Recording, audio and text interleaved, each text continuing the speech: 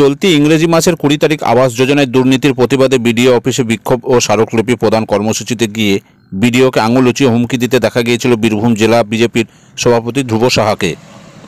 সেদিনের এই ঘটনাকে নিন্দা জানিয়ে বিডিও অফিস চত্বরে ধিক্কার সমাবেশ করল পশ্চিমবঙ্গ সরকারি কর্মচারী ফেডারেশনের ব্লক কমিটি। তাদের পক্ষ থেকে জানানো হয়, দিন কয়েক আগে বিডিওকে স্মারকলিপি জমা দিতে এসে কুরুচিকর ও অসাংবিধানিক কথাবার্তা ও হুমকি ধমকি দেন। তারই প্রতিবাদে আমাদের এই কর্মসূচি।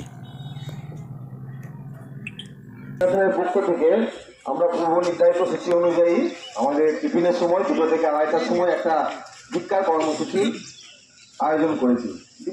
এর মেন উদ্দেশ্য হচ্ছে, আমরা সবাই রাজ্য সরকারি কর্মচারী। এখানে কিছুদিন আগে একটা ডেপুটেশন ছিল। ডেপুটেশন হতেই পারে গণতান্ত্রিক পরিবেশে, আমাদের বহুদলীয় গণতন্ত্র ভারতবর্ষের, সেখানে যে কেউ ডেপুটেশন দিতে পারে, সেটা নিয়ে কিছু বলার নেই। তাদের অভাব অভিযোগের কথা শোনার জন্য এখানে আমরা বা আমাদের আধিকারিকরা আছেন। কিন্তু সেই ডেপুটেশনের সময় কিছু অসাংবিধানিক এবং অপ্রীতিকর ঘটনা, যেগুলো হয়তো অভিজ্ঞত নয়, অনভিজ্ঞত ঘটনা, সেগুলো ঘটেছে। এবং সেগুলো ঘটার পরিপ্রেক্ষিতে অফিসে যেহেতু আমরা সব সহকর্মী, আমরা সব দেখেছি, ওইভাবে ওই ঘটনা না ঘটলে হয়তো ভালো হতো। সেই জন্য আমরা তার প্রতিবাদে আজকে একটা ধিক্কার মিছিলের আয়োজন করেছি। সেই ধিক্কার মিছিল আমরা করলাম। আমাদের টিফিন আওয়ার্সে সবাই এই সময়ে আমরা এই ধিক্কার মিছিল এখানে সবাই সমবেত হলাম। আশা করছি আগামী দিনে সমস্ত দল এবং যারা ডেপুটেশন দিয়েছেন তারা সহ অন্যান্য সকলেই এই ব্যাপারটা নজরে রাখবেন। অফিসে এসে কীভাবে কি আচরণ করে, ঠিকঠাক আচরণ করে তাদের অভিযোগতা অবশ্যই জানাতে পারেন। সেইভাবে তারা সংবিধান এবং রীতিনীতি মেনে তারা এই সমস্ত কাজকর্ম করবেন, এই আশা রেখে আমি আমার সংক্ষিপ্ত বক্তব্য শেষ করছি। কারণ আমাদেরকে আবার 8টা থেকে নিজের কাজে যোগ দিতে হবে। সকলকে অভিনন্দন জানিয়ে আমি আমার ক্ষুদ্র বক্তব্য শেষ করছি। পশ্চিমবঙ্গ রাজ্য সরকারি কর্মচারী ফেডারেশন জিন্দাবাদ। সাংবিধানিক কথাবার্তা বলেছে, তার প্রতিবাদ করছি, তাকে ধিক্কার দিচ্ছি এবং তাকে নিন্দা করছি। এই বলে আমি সকলকে, আমার যারা কর্মচারী বন্ধু আছে তাদেরকে বলবো একটাই কথা, আমরা একত্রিত আছি, একত্রিত থাকবো এবং অফিসের পরিবেশ যাতে সুস্থ শান্তিপূর্ণ থাকে, এই কথা বলে আমি সকলকে শুভেচ্ছা জানিয়ে আমার বক্তব্য শেষ করলাম। কাজ করতে আসি, প্রত্যেকেরই পরিবার আছে, প্রত্যেকেরই বাড়ি আছে, ফ্যামিলি আছে, তারপরেও আমরা কাজ করি। এবং কাজ করতে গিয়ে আমরা কখনো অফিস টাইম, যেটা অন্য অফিসের ক্ষেত্রে হয়তো হয়, কিন্তু বিডিও অফিস এমন একটা অফিস, এই অফিসে কাজটা আগে দেখা হয়। অর্থাৎ কাজটার জন্য কি কি করতে হবে। এমনও দিন গেছে যেখানে আমরা সকাল 6টাতেও অফিস ধরেছি, এমনও দিন যায় যেখানে আমরা রাত্রির 12টা পর্যন্ত অফিস করেছি। কারণ হচ্ছে একটা কাজ, নির্দিষ্ট কাজ থাকে, নির্দিষ্ট টাইম লাইন থাকে, সেই টাইম লাইনের মধ্যেই শেষ করতে হয়। এবং যেটা ব্যাপার সেটা হচ্ছে, একটা কাজের জন্য যতগুলো কর্মচারী দরকার, সেই কর্মচারী কিন্তু আমাদের থাকে না। তারপরেও কিন্তু আমরা যে কোনো কাজকে সুষ্ঠুভাবে সঠিক সময়ের মধ্যে নির্ভুলভাবে করে চলেছি। এবং যারা এখানে এসে কোনো অফিসারকে হ্যারাস করুন, নিচের কাউকে হ্যারাস করুন, বুঝতে হবে কেউ এসে নিজের ইচ্ছা মতন এখানে বসে যায় না। আমরা যে পদে চাকরি করছি সেটা কিন্তু যেটা দেশের সংবিধান আছে, সেই সংবিধান অনুযায়ী আমরা সেই চেয়ারগুলোয় বসে আছি। সুতরাং দাবি দাওয়া থাকতে পারে, ক্ষোভ বিক্ষোভ থাকতে পারে, কিন্তু সেটা জানানোর ভাষা এরকম হতে পারে না যে আপনারা ফ্যামিলিকে দেখে নেবো, আপনার বাড়িতে বাচ্চা আছে তো তাদের কি হবে, আপনার স্ত্রী আছে তার কি হবে, আপনি অন্য জায়গা থেকে এসে কাজ করছেন।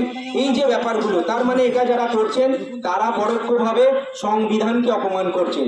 ভারতের সংবিধান কিন্তু এই অধিকার তাদের দেয়নি, বিরোধিতার অধিকার দিয়েছে, অশালীনতার অধিকার দেয়নি, অসাংবিধানিক কথাবার্তা বলার অধিকার দেয়নি, ব্যক্তিগত আক্রমণ করার অধিকার দেয়নি। যে নির্দিষ্ট জিআরগুলো আছে, ব্লক অফিসের যিনি হেড সমষ্টি উন্নয়ন আধিকারিক, এটা একটা সাংবিধানিক পদ, এটাই কে বসবেন সেটা সংবিধানের নিয়ম অনুসারে নিয়োগ হয়, যেমন পোস্টিংটাও সেরকম হয়। একে ধরে ওখানে বসিয়ে দেওয়া, ওকে সেটা কিন্তু হয় না। সেই ব্যাপারগুলো বুঝতে হবে। একটা মানুষের কাজ কারো সঙ্গে অপছন্দ হতে পারে, আমার কাজ ব্যক্তিগতভাবে আমার কাজ কারো অপছন্দ হতে পারে, কিন্তু বুঝতে হবে আমি যে কাজটা করছি, যে চেয়ারটাতে করছি, সেই চেয়ারটা আমাকে সংবিধান দিয়েছে, কেউ দেয়নি। সেই জন্য যারা এইসব করছেন তাদেরকে বলবো আপনারা এইসব থেকে বিরত থাকুন, না হলে ভবিষ্যতে আপনারা যদি এরকম ব্যবহার করেন আমরাও কিন্তু উল্টোটা করতে বাধ্য থাকবো। আমরা সবসময় যেদিন এসের হোক, 4 চাকায় আসুক, সাইকেলে আসুক, হেঁটে আসুক, আমরা চেষ্টা করি সংবিধানকে মান্যতা দিয়ে তাকে সমানভাবে তার যেটা অধিকার সেটা বুঝিয়ে দেয়া, তাকে যে সার্ভিসটা দেওয়া সম্ভব সেটা বুঝিয়ে দেওয়ার। এমন অনেক সময় আসেন, অনেক কিছু বলে আসেন, কি করেন যে না তাকে আমরা কিছু সেটা দিতে পারবো না, তাহলে আমরা কি করি, তাকে 5টা কোয়ালিটি টাইম দেওয়ার চেষ্টা করি। সেই টাইমে আমরা তাকে বোঝাই যে আপনি এইটা চেয়েছেন, এইটার জন্য আপনাকে এতদিন ওয়েট করতে হবে, বা আপনার এইটাই নাম নেই, পরবর্তীকালে এইটাই আপনার নাম এলে এটা করা যাবে, বা ঠিক আছে আপনার নাম নেই, আপনি এই নাম্বারে ফোন করুন বা এখানে কমপ্লেন জানান, তারপর কমপ্লেনের ভিত্তিতে ব্যবস্থা করা হবে। এরকম করেও তো করা হয়েছে, সেটা বাড়ির ক্ষেত্রে হোক, বৃদ্ধ ভাতা হোক, বিধবা ভাতা হোক। আমাদের ব্লকে কটা বিধবা আছে যারা বিধবা ভাতা পান না? বৃদ্ধ আছেন, কারণ ওটা কোটা বেস। লক্ষ্মীর ভান্ডার কেউ আছেন যিনি পান না? এমনকি কোনো কোয়ালিফিকেশন আছে যে তাকে এই হতে হবে, ওই হতে হবে, এই ধরতে হবে, ওই ধরতে হবে, যে অভিযোগগুলো করা হচ্ছে? তার মানে অভিযোগগুলো আপনারা অভিযোগ জানানোর জন্য ওনারা করছেন, অভিযোগ দেওয়ার কোনো সারবত্তা নেই।